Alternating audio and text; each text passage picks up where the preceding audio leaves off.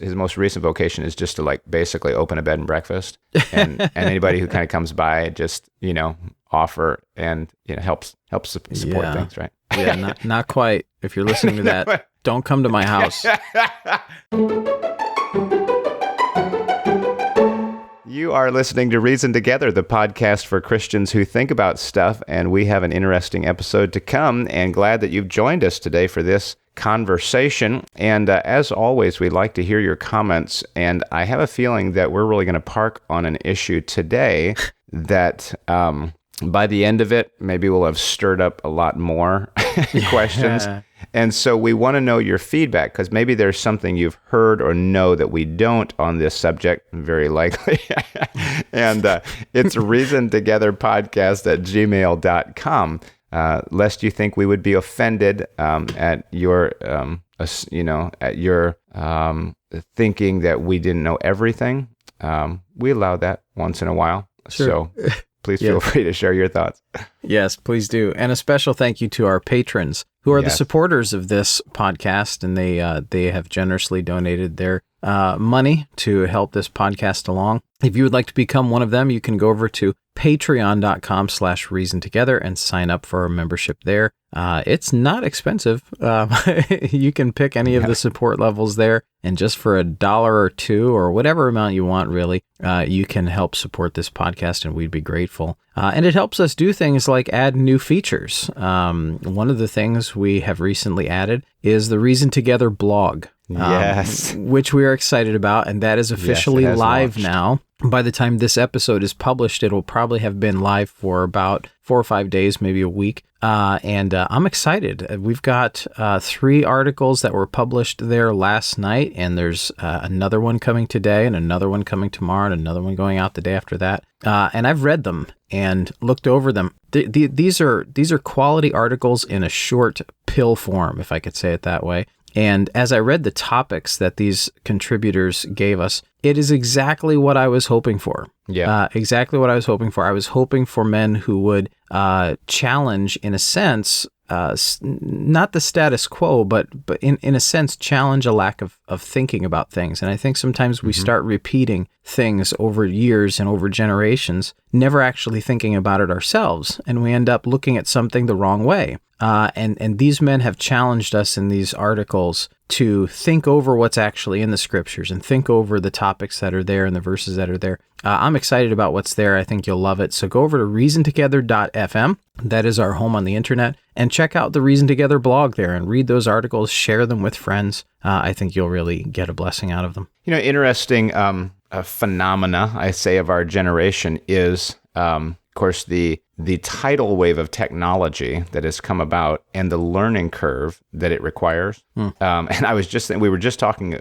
prior to recording about high school, and you mentioned, I think, learning to type at a computer. And as you were talking, I was thinking, I don't think that I had in high school a computer class, period. I mean, I didn't mess with a computer in high school, except I guess in high school, my family bought their first PC, and I don't know that I did much of anything on it. Maybe I typed a paper, but I mean, in class, I never had a computer in class. In high school, I actually learned how to type on like a typewriter, an electric typewriter. Anyway, so but that going to this is that, so in this age of technology, those people who know how to navigate technology are the ones that get their voice out there.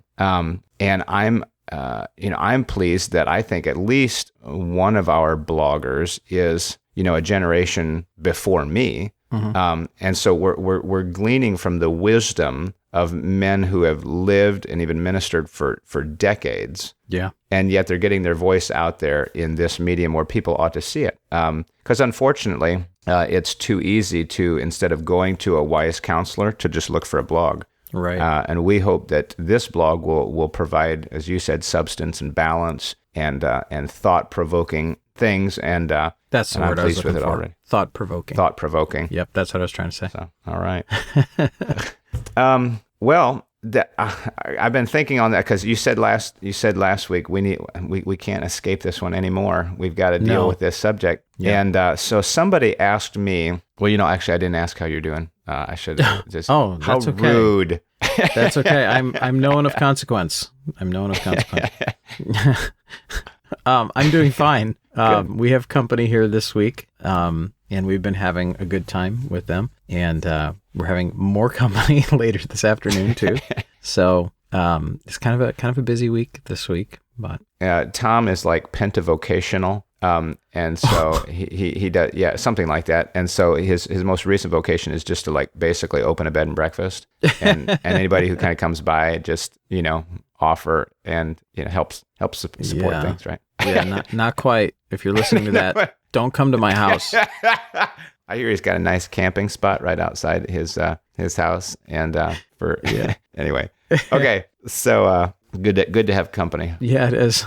We have this thing here. And I feel like this is more your thing, because I'd never heard about this until you told me about it. Really? I'd never heard about this. No. Wow. Okay. Now, is this also a listener question too? It is a listener question because what was it? I'm going to guess 6 weeks ago, 2 months ago, somebody asked me about this question and was looking forward to our thoughtful response. And I hope it's not a disappointment, because I wish I could say, man, I'm like well versed on this topic, but it's on the Enneagram. And the Enneagram is kind of in that field of personality studies. There are, multiple angles and different classifications of personality, and the Enneagram is one of those, which seems to have a conflicted or a debated or a mystical or unknown origin to it. People are, well, we don't exactly know where it comes from, but it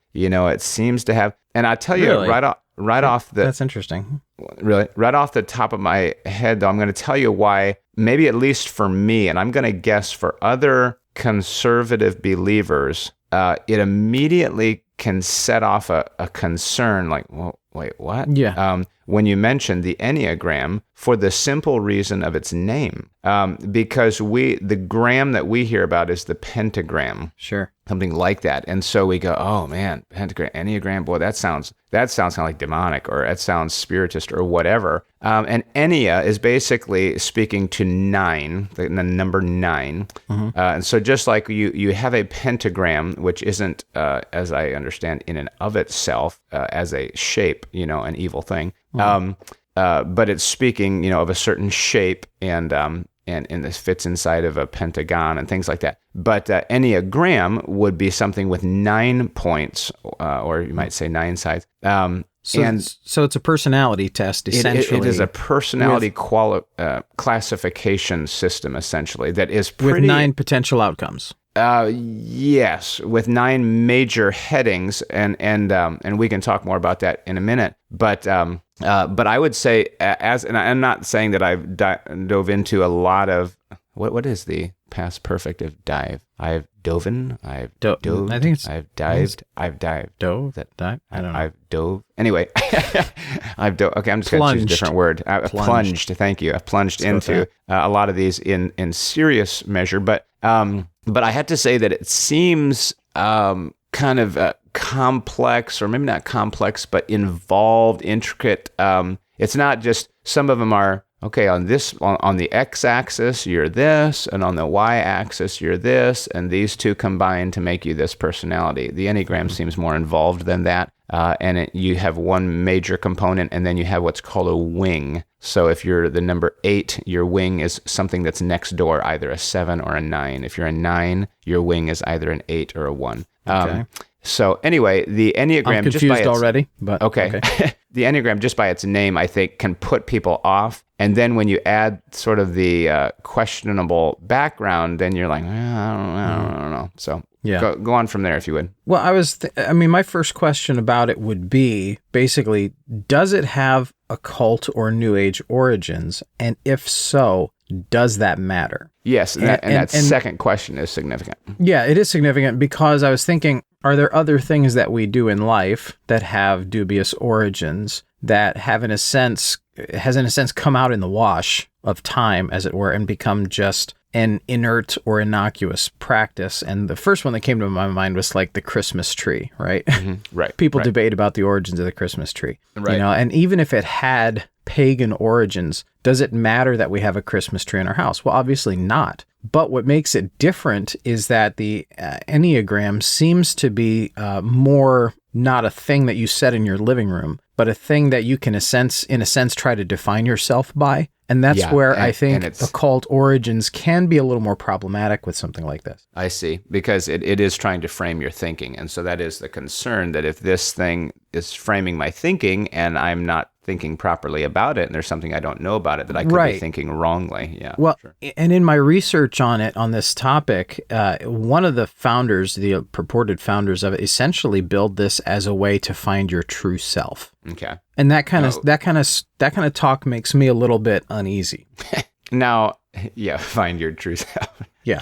Well, yeah, because it's obviously removed God from the picture, and it's kind of turned it on its head that God has created you as someone distinct. Now, I was thinking about this, the whole idea of personality types and things like that. Years ago, Tim LaHaye wrote a book on the spirit-controlled temperament. And I think that's interesting, the concept of a temperament, because some people might just say, we're people, we just got to be godly, we just have to follow the word. And I can understand in a sense that saying they're pushing back against the overuse of the personality structures and going, oh, but I'm a this and I'm a that. And so you lock yourself in. And we've talked about this in the past, that is the fault of personality studies, is where you let it override your scriptural potential. And you don't see it as simply a base point of what you are as a unique creation by God. Yeah. Well, I think, too, as far as the use of something like a personality test, in the case of the Enneagram,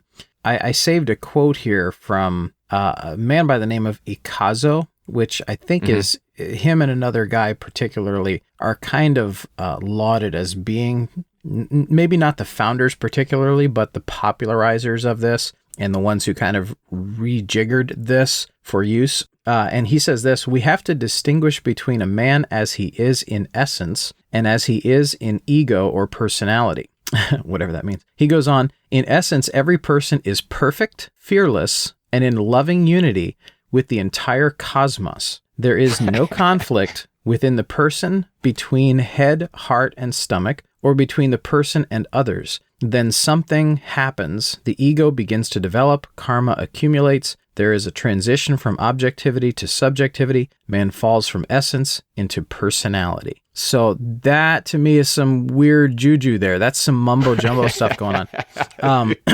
And what primarily set me off on that was when he said this, that in essence, as he is in ego or personality, he says, in essence, every person is perfect, in entire loving unity with the entire cosmos. So this is pantheism. That's exactly what he's suggesting here, is the finding of one's true self via some sort of personality analysis is in a sense of recognizing your pantheistic union with the universe. Interesting. I see what you're saying. Can I give a take on this? Yes. I find it interesting that what he is doing is he's giving a secular, or as you say, a pantheistic, but he's giving a godless explanation of the fall. And that's neat, because there's still that truth out there that something happened, that man has fallen, if you will. And so what he describes, I say, if you would put God in the picture and Genesis, you would say, yes, God created men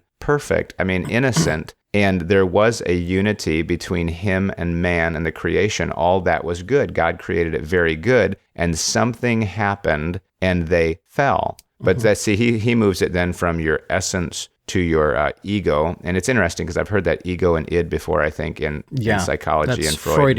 Freudian. Freudian, yeah. So super ego or something. But he's describing, in essence, something that is somewhat true, but he's doing it by trying to suck God out of the picture. And so you have to be at one with the cosmos, and then something happened in your personality. Well, actually, it's you were at one with God until there was sin in the world. Yeah. I'm saying you, meaning Adam, the human Right. race, until there was sin in the world, and now people are innately bent. Right, and that is kind of one of my complaints about psychology as a study. And I had to take psychology in college, and one of the things that I remember observing about it is that it essentially tries to explain the nature of man without the fall, without God entirely. And they end up coming up with some very bizarre explanations. And the further you delve into that, ultimately it ends up in self-justification. Because since you can't explain a holy God, a sinless beginning, and then a subsequent fall, because you can't explain those two things, you have to ultimately conclude that your nature is subjective, and ultimately then no one can say that you're wrong, that you're sinful. So that's never really the conclusion psychologists come to, is that someone is sinful. Okay. And you're saying that basically once you take God out of the picture, everything becomes subjective and truth is relative. Essentially, yes. Specifically because you can't explain a sinless origin and then a subsequent fall. Without those two events, you can't explain human nature as it is right now. And so there is no standard to say that any particular thing or person is wrong. You're saying they see a difference, but they can't call it sin or wrong. It's just different. Yeah, and that's why I think something like the Enneagram has become popular, is because people are trying to explain themselves to themselves. And to them, it's a mystery. In fact, one of the other quotes that I saved here in this article says, the Enneagram is useful because it indicates with startling clarity certain constellations of meaning about something that is essentially beyond definition, the mystery that we are. And it's like, my thought with that was, okay, we're not a mystery. We're really not. Scripture's very clear about what we are. Okay. We are all under sin. Okay. Scripture's not, it doesn't mince words about our nature like that. And yet this whole finding of the truth self, I think, is kind of, motivated, if I could say it that way, by someone's confusion, if that makes sense. Yes, and more than confusion at times, their darkness, their own rejection of the design of God, obviously, and the person of God. Right. I wrote down in my notes on this, one reference that came to mind was Colossians 2 and verse 8. Beware lest any man spoil you through philosophy and vain deceit, after the tradition of men, after the rudiments of the world, and not after Christ. Yes, good. It seems like the Enneagram can, in a sense, effectuate a negative outlook on that verse, in a sense it would lead me to patterning my life or defining myself after something other than Christ or Scripture. As can other personality profiles. Sure. I don't know, does the Enneagram seem, I guess I could almost see the Enneagram carrying more of a spiritual feel to it. Yeah. You know what I'm saying? It's not just it's not the DISC methodology, or figuring out how are you going to work best in our corporation. It's like, this is who I am, Right. Well, and to be clear, I don't think, I don't know, and maybe you disagree with this, I don't know. I don't think that by someone taking this personality test that they're going to become an occultist. Correct. A Christian. I'm presuming someone who's listening to this is a Christian. If they're going to go take this test and find out what number they are on the Enneagram, I don't think that's going to make them an occultist. And I think that would be a bridge too far for us to say that anytime you do something like that, that guy's an occultist over there. Well, no, I think you're being disingenuous, but I think the main danger in it is in a sense giving authority to something that shouldn't have that much authority. Yeah, yes, that is part of it. And saying, as they're working through the concepts, I could say this in 20 minutes, but I'll spoil it a little bit right here. I would say that some of what they're hitting at, again, on the basic personality concept, there likely is a lot of truth there to say, people who do this and do this likely also do this and this. And if you do this, you have this wing, and you do this, you have this wing. In other words, they're hitting on, like every other personality profile, there are consistent patterns of behavior and thought amongst certain people. They're just that what we call a personality or a temperament. And yet what you have to be aware of as you're reading these things is you can't just put put your brain in neutral and go, oh man, this is fascinating, this is great, and then absorb everything they say. Right. You have to constantly be analyzing their conclusions and their assumptions. So like you've read that they're saying this is how to find yourself because we moved from essence into ego and blah, blah, blah, blah, blah. And so the whole assumption is we're not really bad. We're just trying to explain, understand their assumption, which makes it difficult reading, doesn't it? To some degree that Sure. now I have to parse what they're saying. But it doesn't mean that everything that they're saying, that they haven't struck on some truth. It's just that they're not willing to admit the foundation of that truth. Yeah. Yeah. Did you know that kind of in the origin story of the whole Enneagram thing, I have one article here that's quoted as saying Ikazo, the man I mentioned before, as being kind of the contemporary founder of this, founded something known as the Arica Institute, which was originally based in Chile before moving to the U.S. And he's the guy that coined the term, obviously, the Enneagram of personality. Ikazo claimed that an angel visited him in a 7-day vision and gave him the Enneagram teaching, which was another fascinating tidbit because the thought that came to my mind was Mormonism when I read that. Because you remember the whole Moroni came and gave Joseph Smith the tablets and all that nobody can find. But my thought in that is, okay, we hear about that, and a lot of Christians be like, oh no, Mormonism, wow, listen to that bizarre, weird thing. It sounds religious in nature. It sounds cultish. It sounds psychotic in some ways. Well, the Enneagram has a similar origin story. Based on what Ikazo has said there. And he even describes something he calls automatic writing. Have you heard this? No. There's actually a video that I can link to in the show notes where in an interview in 2010, one of the other founders, co-founders of this whole thing, describes how he arrived at the 9 personality types. This man's name is Naranjo, and Oscar Ikazo, the man I mentioned earlier, was this man's teacher. Okay. And Ikazo claimed publicly for many years that the Enneagram was an ancient Babylonian teaching. But in the video that I'm going to link to, Claudio, his student, confesses that they both knew that this was a lie. It was not an ancient Babylonian teaching, and he admits this. And Naranjo claims to have received the Enneagram personality types from a process called automatic writing, which, to give you kind of the short version of that, it's basically a process in which someone begins writing without conscious thought, and whatever ends up on the page ends up on the page. It's basically turning off your brain and to let your hand do the writing, essentially trying to give yourself to some cosmic force and let it write for you. Channeling, yeah, that's a good word from it. And in Naranjo's case, he claimed that the Enneagram personality types were given to him by this spirit that he calls Metatron. It gets even weirder, and it kind of sounds like a transformer. But yeah, it does. But of course, Joseph Smith has a similar origin story with Mormonism. So the Enneagram has some weirdly dark origins for being something that many are just saying is a personality test. Yeah, and it's interesting because without getting into it up to my eyeballs, I have to wonder. Well, I think it was. You go back. I'm looking at this article here that even references people, I think, older than that, Ramon Lowell and George Gurdjieff. And I'm saying if guys before them have used an Enneagram, I'm not saying the Enneagram, but an Enneagram, basically a 9-point model, is the one that we're actually looking at, that all the books are written about or that people are raving about, is that Naranjo's actual Enneagram, or is he just meaning he got an Enneagram too, and then he somehow kind of fitted into this study? You know what I'm saying? Yeah, because I do. Enneagram itself is just a model. It's a picture, and so people can come up with all kinds of Enneagrams, I would imagine, in some ways. Sure. Well, I do think they are similar, if not the same, from the research that I was looking at.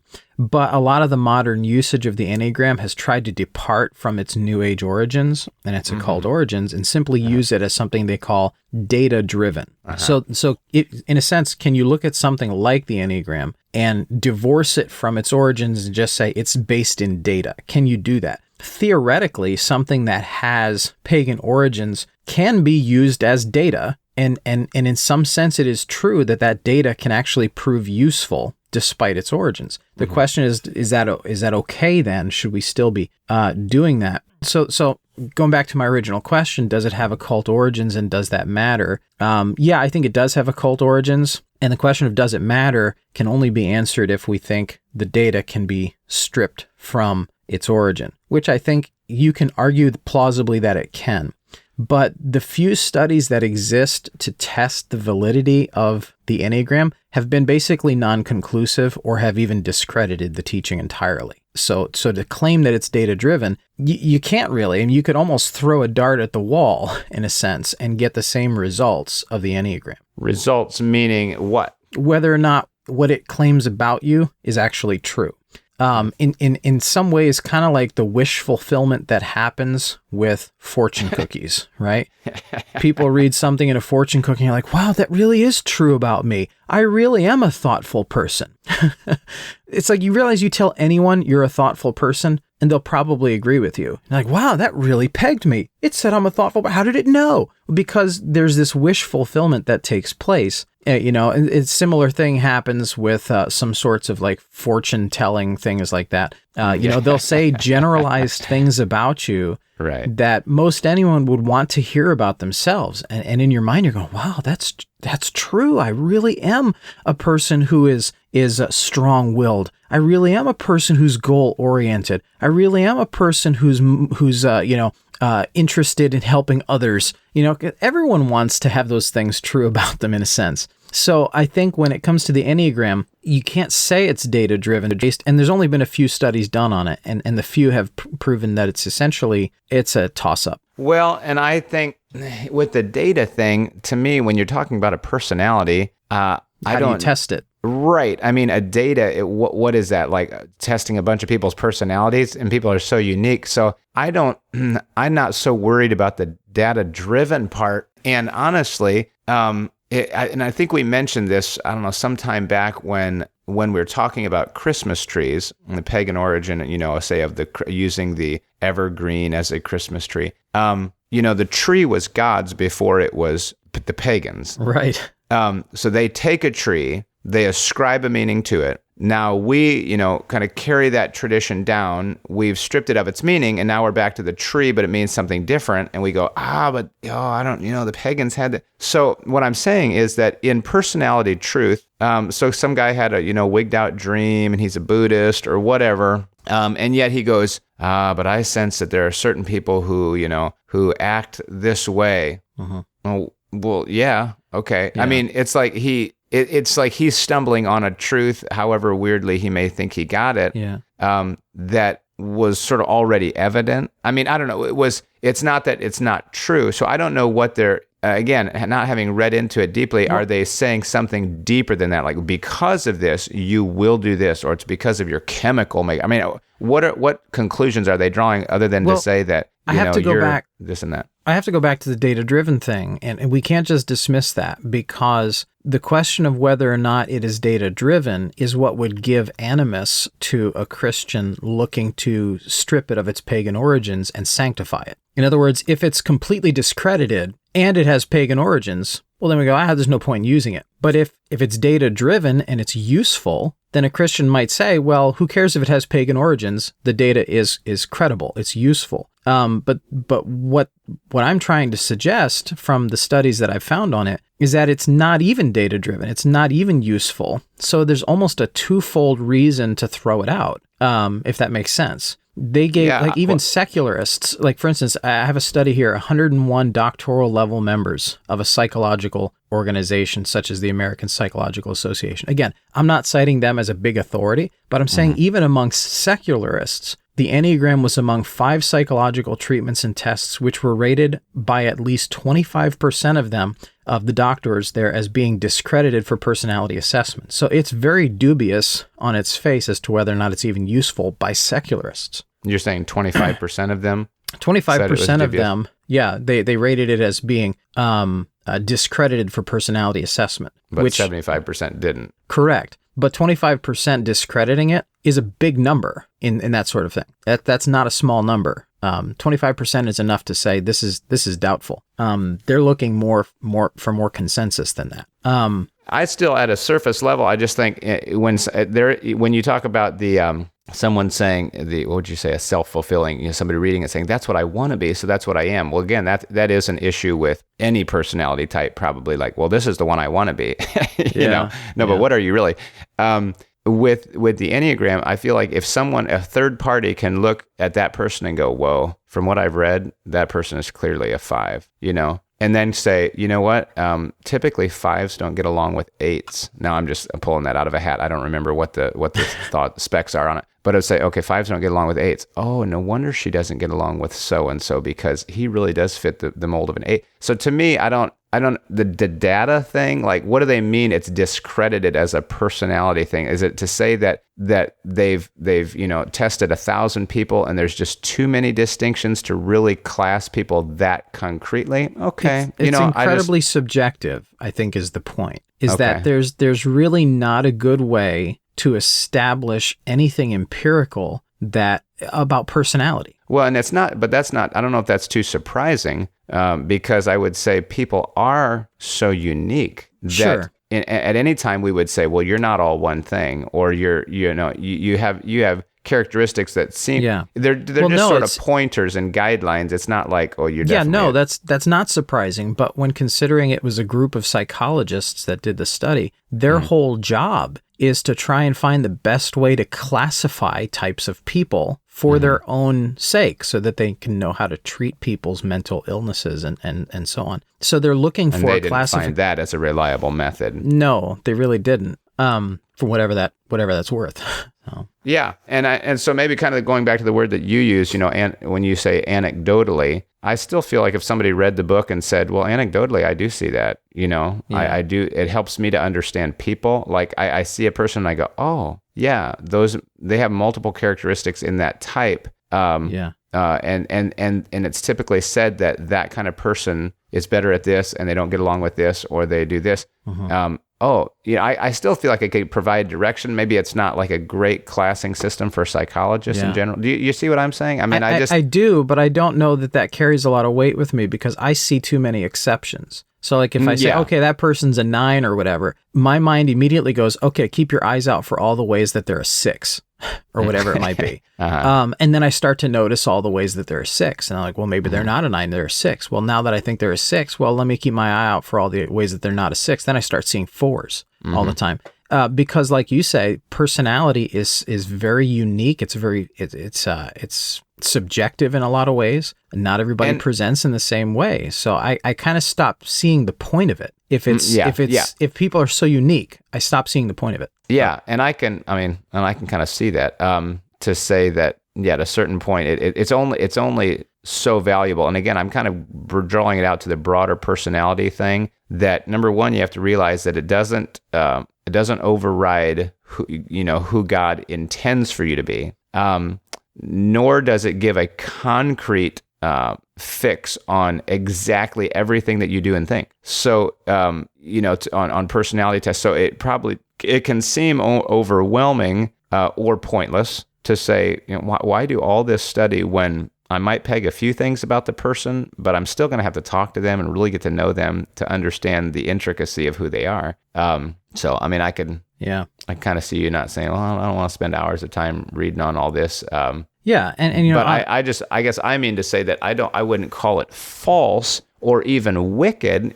Somebody might say, well, it's too general. Okay, all right, fair enough. I mean, I don't know enough. Right. I don't know enough about it to say, oh no, it's really specific. I guess to defend it one way or the other. But I guess just for me, if I want to see a point in using something, I want it to be a substantial benefit. You know what I mean? Mm-hmm. I want there to be substantial benefit in it. And the whole thing with the personality types, especially with the Enneagram, it's something that is, like I said, incredibly subjective. It is wrong enough of the time to be like, okay, why? What's the point? And not only that, as a Christian, I see it in a way that, okay, yeah, my kids or maybe people in my church or people that I work with, whatever, might have different personality leanings. But we're trying to be mature here. We should be able to really get along with each other regardless, based on 1 Corinthians 13 love.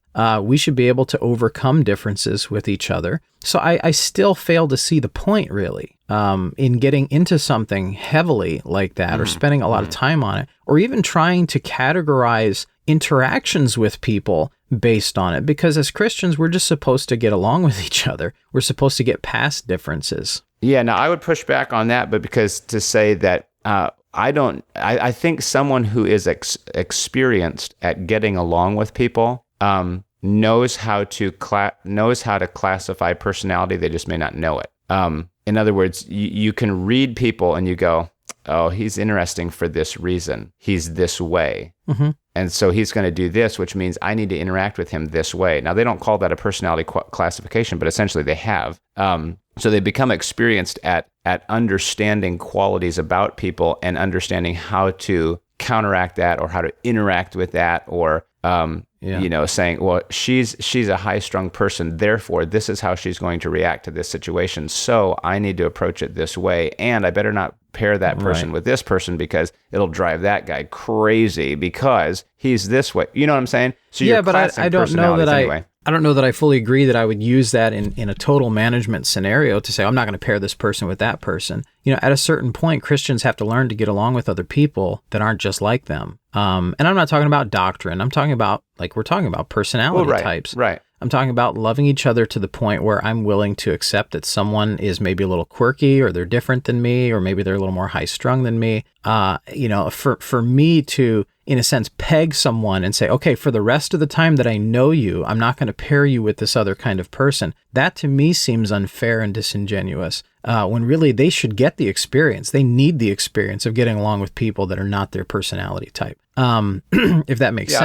I don't mean not getting along with them, but I mean, obviously in a work scenario, you're going to try to pair people together for maximum effect. I don't mean that you can't minister to them or go over to their house or invite them over for dinner. I just mean that, if you got to put people on a certain project, you might, anyway. Yeah. And exactly like you said, a certain project. In other words, not every project is going to be the same. There might be another project where their two different personality types work really well together. Right. Yeah. So it's depending on the personality type, it's depending on the project, it's depending on the timing, it's depending on the maturity. There's so many different variables that at a certain point, the whole number on the Enneagram is like, well, why do I care about that? It's like, it just seems pointless. Yeah. But what I'm saying is that you're still recognizing differences in people. Sure. But you're also not just considering... well, you're just different and I got to get along. Well, no, at a certain point you go, but why are they different? In what way are they different? And that's essentially what these things are blossomed out. Right. But what I'm saying is that once you realize they're different, you can't just say for the rest of their life, that's who they are and what they are. So I'm never going to put them on this kind of project. I'm never going to put them with this kind of person. In other words, it's going to vary day to day, even moment to moment. Tomorrow they might seem like a different personality type because of the project that they're on or the person that they're with. So it seems constantly fluid, if I can say that. You know what I mean? Enough that it doesn't seem valuable enough to me to put a whole lot of weight in it. Yeah, I don't know if I would see it as quite that fluid, but I mean, I understand what you're saying. Is all the other factors involved? It's not really something that's to pick out one personality profile and then really drill down and try to know all the details of that, and then peg somebody with it and then define them by it. I mean, I at a certain point it goes too far, and for certain interests, it's not really valuable. Right. You know what I mean? So I get that, but yeah. So yeah. Anyway. Good. That's an interesting thing to think about. And, as far as the pagan origins of it goes, again, I wouldn't go as far as to say that someone is going to, stumble into sin necessarily. Is it possible? Sure, I suppose it's possible. I don't think it's a huge likelihood that because it has pagan origins, someone who takes a personality test with the Enneagram is going to become an occultist. I don't think that would be fair to say. But no. I do think it is something that Christians should consider, that we should consider the origin of a thing. I think that's just part of due diligence I agree. And part of wisdom. Just think about, where did this come from? I think that is valuable. Yes, I don't disagree there. Because I would say the same thing about music. That the origin had something had a very definite effect on it, obviously, because it was born out. It was born out for a certain reason to communicate a certain thing. And so in these things, it always helps. But I think in the personality study, the primary thought has to be the supremacy of the Word of God. Yes. So I absolutely, anchor myself to the truth of the Word, and then I compare everything that I'm reading to what I know about God and from the Word. And so in that way, then when all of a sudden you come across some weird hokey thought, you're like, well, obviously that's not true, or no, that's too far, or that's an interesting thought, but I can't use it that way. It's not to say that they didn't stumble on, basic truth. They just they're trying to extrapolate sometimes that truth, without bringing God into the picture. And so then it looks absurd and weird, and they have their own conclusions. But again, it's just people are unique. People have seen that. And yet, how many of the personality profiles were developed by Christians? Well, we wouldn't say, well, if it's not developed by a Christian, brother, I don't believe it. Right. I would just be like, well, okay, here's educated people who have seen a difference in people. They've kind of classed these things together. Okay. Now the Enneagram seems a little weirder and wiggier than that, and so, what do you make of some guy going, oh, an angel told me this, Yeah. Now, okay, well, interesting. So that might mean you hold it a little bit lighter, watch it a little more critically. Right. Cautious. I think cautious. I think Christians tend to behave a little more cautiously, even when they don't have to necessarily. And I think that's a good thing. Yeah. When something like that seems doubtful, there's a reason that red flag goes up inside your soul and says, I don't know about that.